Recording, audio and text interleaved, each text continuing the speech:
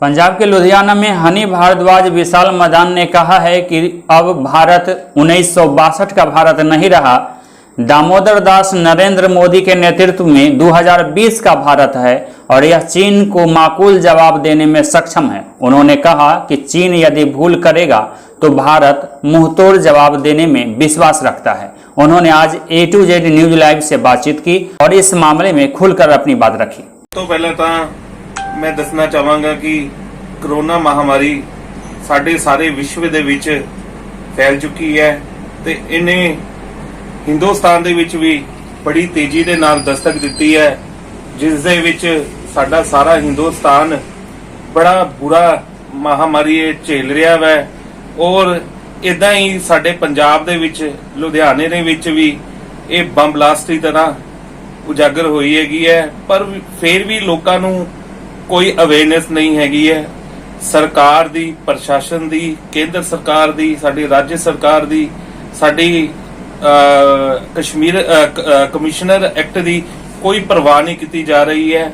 DC साहब दे हुक्मां दी उलंघना हमेशा ही की जा रही है। साडे लई इन्हां ने सरकारां ने शनि इतवार दी भी छुट्टी की हैगी है, पर फिर भी तुसी आम लोकी देख रहे हो कि बाजारां विच जा रहे ने और कई लोग तो अजिहे पाए जा रहे हैं जिन्हों ने मास्क तक नहीं पहने हुए, ना सैनिटाइजर का यूज करते हैं, ना मास्क का यूज करते हैं, ना सोशल डिस्टेंस का यूज कर रहे हैं। कई दुकानदार इधर भी है जिन्होंने दुकाना इन्ने को मुलाजिम भरे हुए ने कि उन्होंने लिए तो सोशल डिस्टेंस ऐ लग रही है कि कोई सोशल डिस्टेंस बन नहीं रही। फिर भी मैं कहना चाहांगा कि सानू ये महामारी के दौरान बहुत ही अवेयरनेस करनी चाहिए हैगी है, क्योंकि ये महामारी के दौरान असी लोकां नू बचाना है, लोकां ने सानू बचाना है, क्योंकि आज तक हले तक इहदी कोई वैक्सीन नहीं बनी हैगी है और साडे हिसाब दे नाल ये साल दे एंड तक इसकी कोई वैक्सीन नहीं बनेगी। इसलिए असी अपने वॉलंटियर भरा भी खड़े किते सीगे, पुलिस प्रशासन दे जिहड़े अफसर आला अफसर सीगे वो भी खड़े हुए सीगे, पर लोकां ने उन्हां नूं भी वॉलंटियर जिहड़े हैगे सीगे उन्हां नाल भी गाली गलोच करके या किसी ना किसी तरह दे पंगे पा के उन्हां नूं भी बिठा दिता गया। अज प्रशासन ने भी अपने हाथ चक लए हुए ने इस महामारी दे विच। वो भी कह रही है कि तुसी अपनी सुरक्षा आप करो, पर लोकी अपनी सुरक्षा इत्थे करन नूं आप नहीं बैठे हुए ने। इन्हां नूं थोड़ी सख्ती ही करनी ही पैनी है। जिस तरह साढ़े माननीय पुलिस कमिश्नर साहब ने राकेश अग्रवाल जी उन्होंने कई स्टेजें बनाई हैं तो लोगों वास्ते कई तरह की छूट भी दी गई है और असी भी आए दिन देखते हैं कि बाजार में पूरा भीड़ लगे होंगे, जाम लगे होंगे, तो उस बारे तुसीं की कहना चाहोगे? सर मैं तो पहले ही कह चुका है कि लोगों को अवेयरनेस है ही नहीं, लोगों को अपनी जान की भी परवाह नहीं है ते लोगों की जान की भी परवाह नहीं है।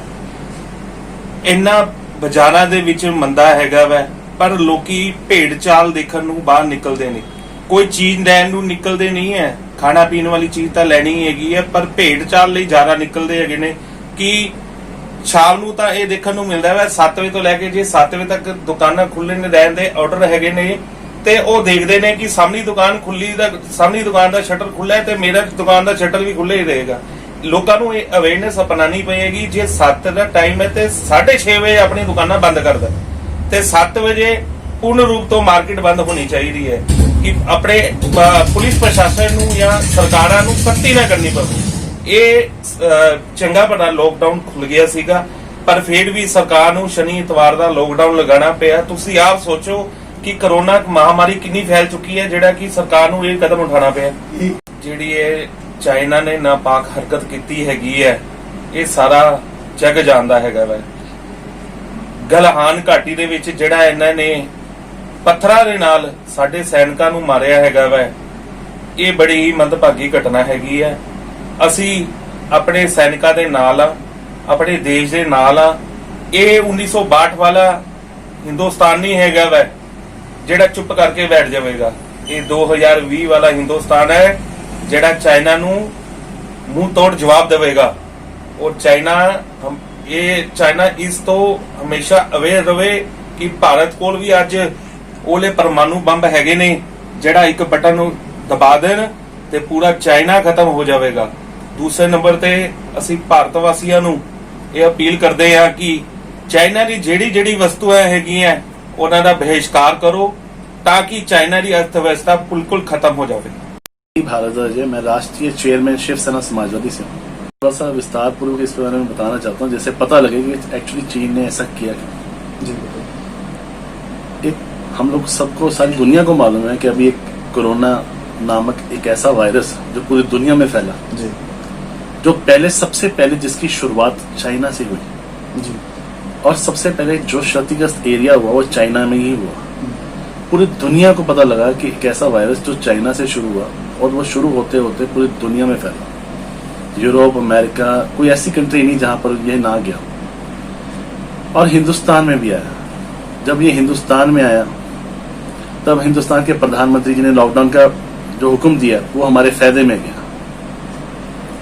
पर मैं ये पूछना चाहता हूं कुछ लोगों से कि जब पूरी दुनिया इस कोरोना को खत्म करने की वैक्सीन ढूंढ रही है और पूरी दुनिया ने एक दूसरे की जो लड़ाइयां थी उसको भूलकर एक दूसरी कंट्री की मदद करने की चल रही है, वर्ल्ड हेल्थ ऑर्गेनाइजेशन मिलकर पूरी कंट्रीज के साथ अपनी टाइप कर रहा है और वैक्सीन बनाने की पूरी कोशिश कर रहा है कि एक ऐसी महामारी से लड़ा जाए जिससे कि पूरी दुनिया के लोग बच सकें।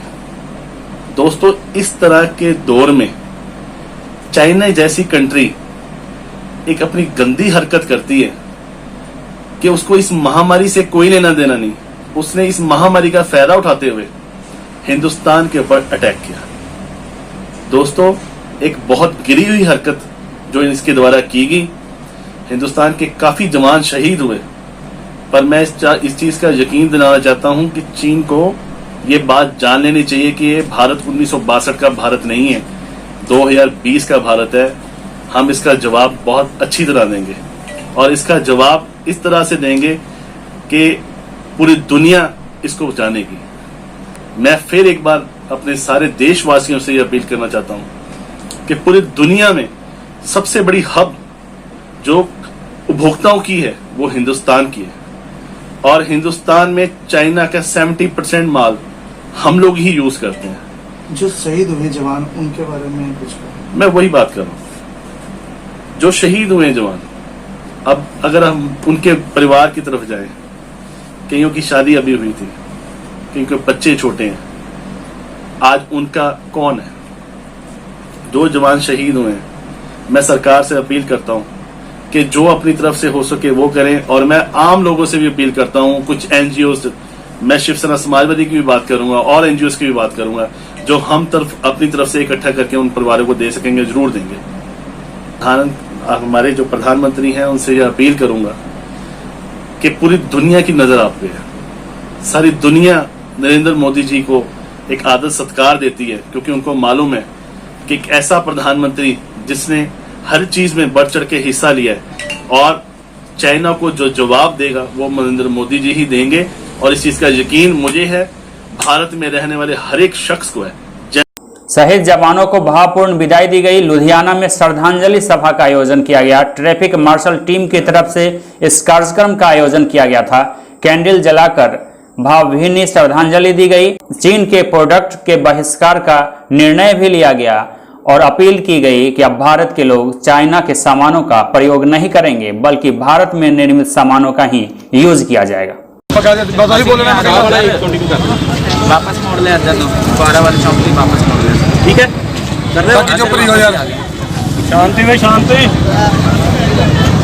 ਅੱਜ ਅਸੀਂ ਲੁਧਿਆਣਾ ਟ੍ਰੈਫਿਕ ਮਾਰਸ਼ਲ ਬਤੌਰ ਇੰਚਾਰਜ ਮਨਦੀਪ ਕੇਸ਼ਵ, ਅੱਜ ਅਸੀਂ ਸਾਰਿਆਂ ਨੇ ਮਿਲ ਕੇ ਸੀਨੀਅਰ ਜਿੰਨੇ ਵੀ ਸਾਡੇ ਲੁਧਿਆਣੇ ਦੇ ਟ੍ਰੈਫਿਕ ਮਾਰਸ਼ਲ ਦੇ ਅਲੱਗ-ਅਲੱਗ ਏਰੀਆ ਦੇ ਜ਼ੋਨਾਂ ਦੇ ਇੰਚਾਰਜ ਨੇ, ਸਾਰਿਆਂ ਨੇ ਮਿਲ ਕੇ ਸਮਾਨਯੋਗ ਸਾਡੇ ਪੁਲਿਸ ਕਮਿਸ਼ਨਰ ਸਾਹਿਬ ਦੀ, ਏਸੀਪੀ ਟ੍ਰੈਫਿਕ ਸਾਹਿਬ ਦੀ ਨੌਲੇਜ ਦੇ ਵਿੱਚ ਲਿਆ ਕੇ ਇੱਕ ਛੋਟਾ ਜਿਹਾ ਸਾਡਾ ਤਾਂ ਇੱਕ ਬਹੁਤ ਹੀ ਛੋਟਾ ਜਿਹਾ ਉਪਰਾਲਾ ਹੈ ਕਿ ਜਿਹੜੇ ਸਾਡੇ ਜਵਾਨ, ਜਿਹੜੇ ਮਾਵਾਂ ਦੇ ਪੁੱਤ ਯੋਧੇ ਜਿਹੜੇ ਸ਼ਹੀਦ ਹੁੰਦੇ ਆ ਬਾਰਡਰਾਂ ਦੇ ਉੱਤੇ, ਉਹਨਾਂ ਦਾ ਅਸੀਂ ਉਹਨਾਂ ਦੇ ਪਰਿਵਾਰ ਦਾ ਮਨੋਬਲ ਵਧਾਉਣ ਦੇ ਲਈ ਉਹਨਾਂ ਦੇ ਪਰਿਵਾਰ ਨੂੰ ਪਤਾ ਲੱਗੇ ਕਿ ਉਹਨਾਂ ਦੀ ਮਾਵਾਂ ਨੂੰ ਸਲੂਟ ਅਸੀਂ ਕਰਦੇ ਹਾਂ। ਅੱਜ ਜਿਨ੍ਹਾਂ ਨੇ ਇਹੋ ਜਿਹੇ ਯੋਧੇ ਜੰਮੇ 22 ਸਾਲ ਦੇ, ਚੀਨ ਨੇ ਸਾਡੇ ਜਵਾਨ ਜਿਹੜੇ ਸ਼ਹੀਦ ਕਰ ਦਿੱਤੇ ਨੇ, ਅਸੀਂ ਇਹਨਾਂ ਦੀ ਸ਼ਹੀਦੀ ਨੂੰ ਹਮੇਸ਼ਾ ਯਾਦ ਰੱਖਾਂਗੇ। ਇਹਨਾਂ ਦੀ ਕੁਰਬਾਨੀ ਨੂੰ Ludhiana traffic police, Ludhiana traffic martial ਪਹਿਲ ਦੇ ਆਧਾਰ ਦੇ ਉੱਤੇ ਯਾਦ ਰੱਖੇਗਾ ਔਰ ਅਸੀਂ ਸਾਰੇ ਟ੍ਰੈਫਿਕ ਮਾਰਸ਼ਲ ਲੁਧਿਆਣਾ ਵਾਸੀਆਂ ਨੂੰ ਇੱਕ ਅਪੀਲ ਕਰਨਾ ਚਾਹੁੰਦੇ ਹਾਂ ਕਿ ਦਿਨ ਤਿਉਹਾਰਾਂ ਦੇ ਟਾਈਮ ਦੇ ਵਿੱਚ ਚਾਈਨਾ ਤੋਂ ਆਉਣ ਵਾਲਾ ਕਿਸੇ ਵੀ ਸਮਾਨ ਦੀ ਵਰਤੋਂ ਨਾ ਕਰੋ।